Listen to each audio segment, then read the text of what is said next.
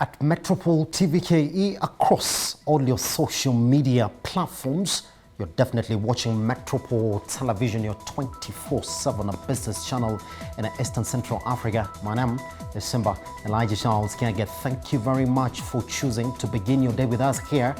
It's a business day, so let's talk business. It's official sector trends. Now, Digital Service Tax, DST, was introduced in Kenya through the Finance Act 2019 and enacted through the Finance Act 2020 with an effective date of 1st January 2021, with some changes made in July. Now, both acts prescribe that DST shall be payable by a person whose income is earned in Kenya from the provision of services through a digital marketplace. But how does it exactly work? Do we even understand what DST is fully? Now, joining us this morning to take us through DST is Nixon Omondi, who is a manager with the Kenya Revenue Authority Digital Economy Tax Office. Mr. Omondi, good morning, sir. Good morning to you. Welcome to Metropole Television.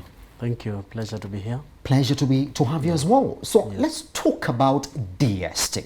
Now, the changes were effected in July this year. Could you take us through some of those particular changes? Because we know the conversation on DST started all the way back in 2019. Okay, maybe taking you through the journey. Yes. In 2019, there was introduction in the Finance Act that became effective on 7th of November. Yes. We needed to have a link between provision of services and those services being taxed in Kenya. You know, if you look at the structure of tax laws, we talk of something called nexus. Mm-hmm. That is, you pay tax in a jurisdiction if you meet the two nexus. I don't know if that has an equivalent plural. Yes. Or so, yeah, yes. So if you meet source, yes, we call it source. Mm-hmm. Then you are supposed to be taxed in that jurisdiction. Yes. The other nexus is residence. You are based in that, physically present in that location. So if you look at the structure of our laws, we borrowed heavily from 1923, 27, the finding by the old OECD. It was a European Economic Region body that said you tax income if it is derived from a certain place, or if the person deriving that income is located in that jurisdiction. But since that time to date, a lot has changed in the structure of our economy. We see things going digital. You don't need to have a physical presence in Kenya for you to earn income from Kenya. Indeed. Okay? And two, our source rules only cover income with respect to withholding tax. And digital services, as it is, was not covered under those withholding tax rules. Yes. So what needed to happen is to bring a new nexus, sort of, in order to charge those digital services. That is why there was an amendment to the law, Income Tax Act, to say that if you earn income through a digital marketplace, then the income is deemed to have been accrued in Kenya or derived from Kenya and therefore chargeable to tax. Yes. Then it was left at that. So the law seems to hang. Yes, we've said it will be taxed. How do you tax it? How do you pay the tax? 2020 came into being. The Finance Act 2020. So Finance Act 2020 now brought specifically digital service tax.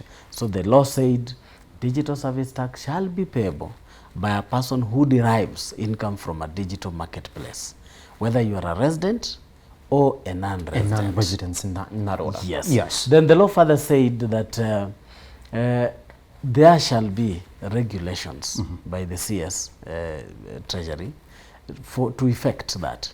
Because, you know, if it's left like that, it would be very difficult to implement. So you need guides, which is regulations. Then regulations were made on the 11th of December 2020. Guiding people on how do you go about digital service tax. Yes. Of course, as with any new law, you find there are challenges. So we realized there were challenges. We needed to tighten loose ends. We needed to make the law clearer and simpler. Yes. And that's why in 2021 Finance Act, three main fundamental changes came. One was to broaden the definition or the scope of services that fall within DST. You know, we were talking of digital marketplace, and some people understood that digital marketplace as a platform that enables people to buy and sell. So that looked a bit restrictive. Yes. But if you look at the intention of the law, you know, in tax we are told you look at the fine print. You don't look at the intention of the law. Yes. But the intention of the drafters of the law meant digital services. So we amended the law to read electronic, internet-based services, including a digital marketplace. Yes. So you see it's broader. Yes. Number two, we also realized that our own residents are already paying income tax on digital service provided. Okay? There's already, if you've been providing digital services since 1990s, yes, when internet came into our country, or even 80s, then you're already being charged income tax. Yes. You charge profits and all that, and you pay tax. So we realized that into continuing with digital service tax adds a layer of compliance. Digital service tax as it was in 2020, for residents they will pay, and then they will claim as they file their returns. Oh, I see now, because you've already have that covered under income tax, isn't it? Correct. Other provisions already cover it. Yes, so you pay and then later on you go and claim that I've already paid for it. Correct. Yes. So we realized, one, it might give rise to elements of refunds. I see. And two, you are already putting somebody to pay tax in advance, which might not be very necessary. So then residents were moved out of the digital service tax regime. Yes. So from 1st of July 2021, residents are not accounting for DST. Something very important that people then really the last have to one, know. if you Isn't allow. it? Yes. Simba. Yes. The last one was to broaden also when does digital service tax becomes due and payable. You know, the law in 2020 left it at the point of when you are receiving payments. So it was being taxed on a receipt basis. But if you look at the structure of the whole of Income Tax Act, Chapter 470 laws of Kenya, Yes. tax is usually based on accruals basis. Like if today you sell me that camera, Simba, it's not when I pay you that you're supposed to declare tax. Yes. Tax is due the moment you've sold it to me, not when you receive the payment. We call it accruals basis. Yes. So the law was also amended to the effect that if you earn the income, not necessarily when you receive the money, then you should also be paying DST. Yes. So DST basically is now left for non-residents only. Interesting. Yes. That we have to know that, you know, when we Very talk important. about digital services tax, Yes. it is for the non-residents. Those Purely without- on the basis that if you're a resident, then your digital services tax You're is already covered covered. under income Correct. tax, isn't it? Under the provisions of what we call business tax, business income. Yes. Yes. Pretty much. So the understanding behind the rate, the 1.5% then, Yes. how do we come to this understanding? And the bigger question that we asked around this area is, why are we going at loggerheads with the same people who now, under international law, they're supposed to pay minimum taxes. We know there's that push as well for these bigger corporations to also pay minimum tax if you're operating in a jurisdiction that is not essentially your origin. Is that a threat for digital services tax, Nixon? No, there's no conflict between the global discussion and our digital service tax. Yes. Allow me to explain it better, because Yes. I'm in the task force that Yes. deals with the we call it BEPS 2.0. Yes. What has happened over a period is that we were not alone introducing DST. Many other jurisdictions also saw a gap in their fiscal policies. Yes. That people are deriving income from their jurisdictions and they are not paying. Yes. So there needed to be a conversation on how to earn revenue from the digital space by tax authorities or by countries. So digital service tax was not just introduced by Kenya. In fact, the earlier introducers of digital service tax are UK, France, India, I think, was the first one Yes. in the world. They call it equalization levy. So many countries went into tapping into the growing economy or the new economy in terms of digitalization. However, the global community feels if Kenya is going to charge ABC services 1.5%, the same income is going to be charged in India, the same income is going to be charged tax in the US, yes, then it might lead to double taxation. Number two, it might also lead to double non-taxation because the person might decide to play all the countries. Okay?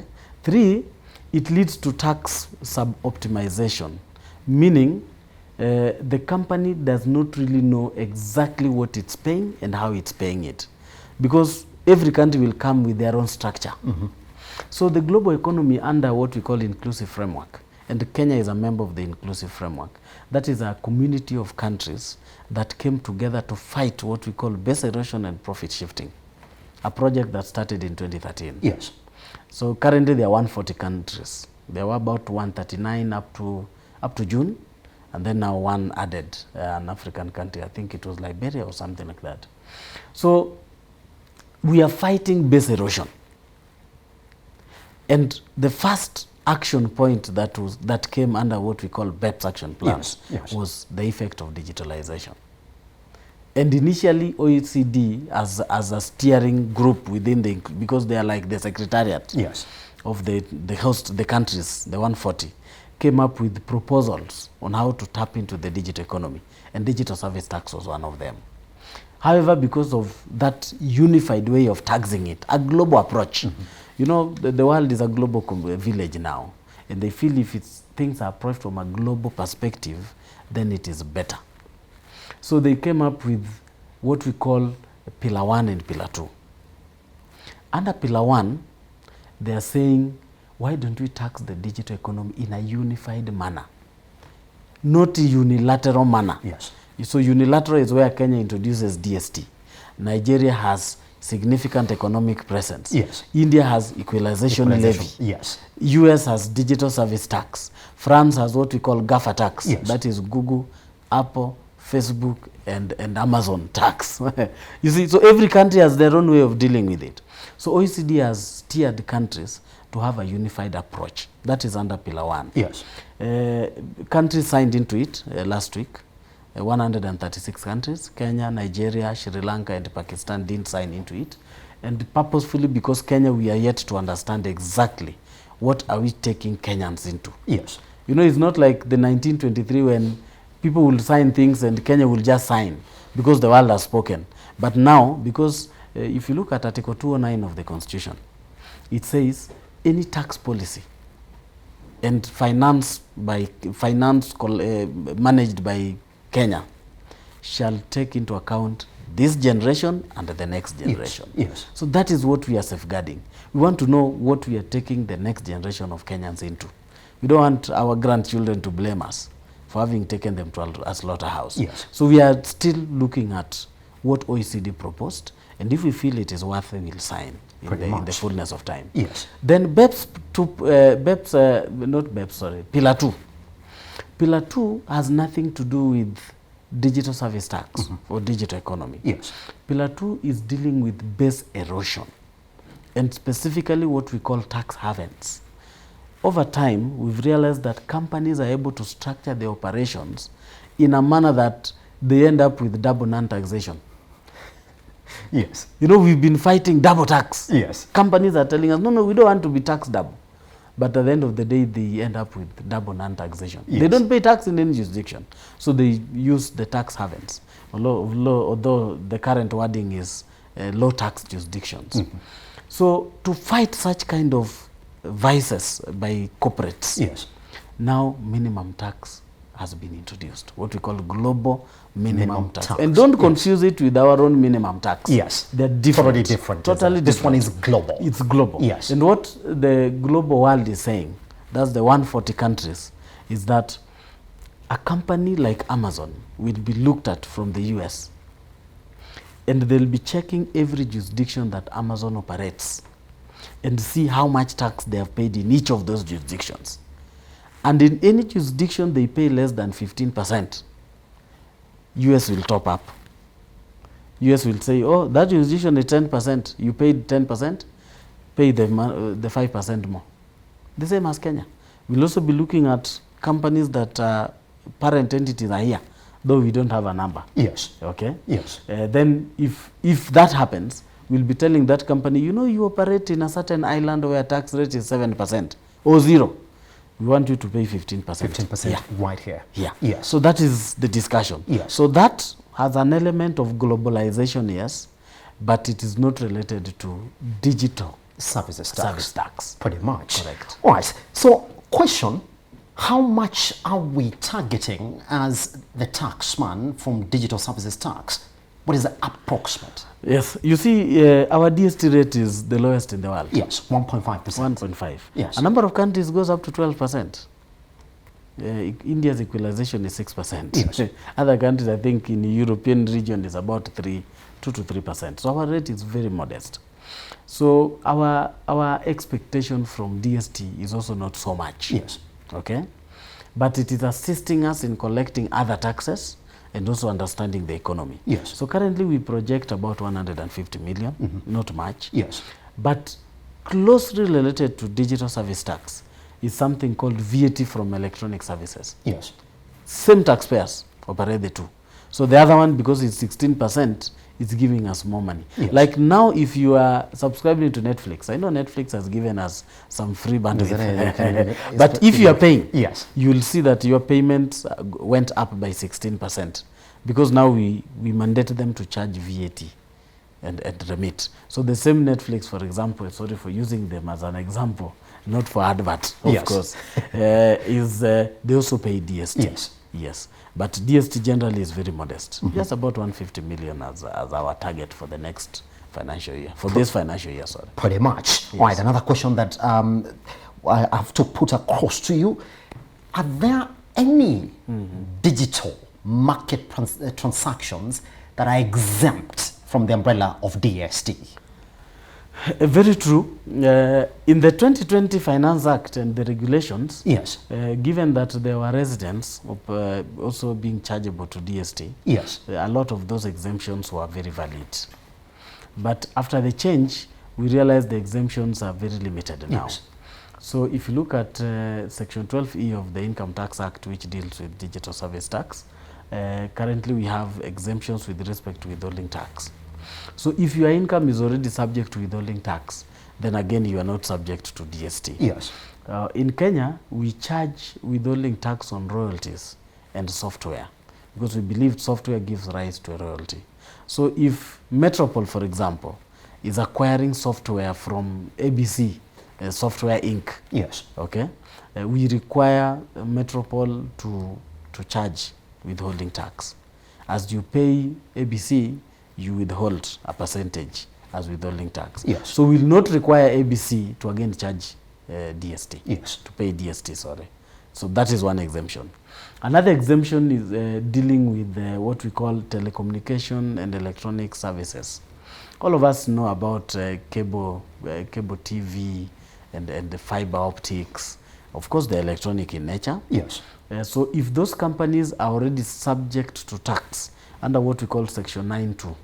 Section 9(2) is where those entities are supposed to pay 5% of what they derive from Kenya to the Commission. It's an old section. Yes. Then they'll not also pay DST because they're very close to electronic and telecommunication and internet and digital services. Yes. So those are the two main exemptions. But when you looked at residents, there were other exemptions applying, like where the entity is already exempt from tax.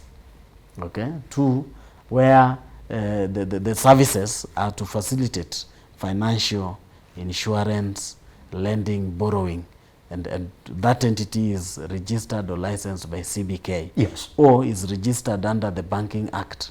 Yes, then or regulated by CBK, then it will also not be chargeable to DST because we now have a lot of mobile lending in terms of banks. That is still a digital service. Yes. But just to ensure that cost of accessing credit in Kenya is kept low, then DST was also not, yes, for residents. Yes. But now, I think the main exemptions that will apply to non-residents are those two, withholding tax and also those who are charged under what we call telecommunication, VSAT, satellite, cable, fiber optics, under Section 9(2) of the Income Tax Act. Pretty much. Nick, or so many things that I wanted to talk about, but that's the only time that we got for this conversation. Guess what? You have to come back. This is a conversation that has to continue, isn't it? Especially on tax matters in the country. Very important. We have to continue that, man. We will. All right, that is a Nixon Amondi, manager, KRA, Digital Economy Tax Office, really breaking down for you what the DST, that's the Digital Services Tax, is, and the big amendment that is not for residents. You gotta know that.